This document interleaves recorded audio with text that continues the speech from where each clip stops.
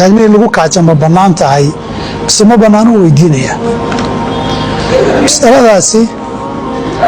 bannaanaanshuhu way bannaan tahay ittifaaqan wax khilaafo bayna ahlilcilmi ka jira ma laha waase haddii aamin laga yahay waana kugu duulduulaynin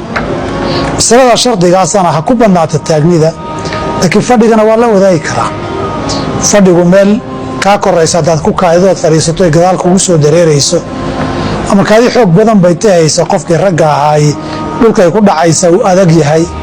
taagni iyo fadhi kaadi kugu soo duulduulaysa lama ogolo cadaabulqabri bay sababtaa adugu hadduu aamin ka yahay taagni qofku waa ku kaaji karaa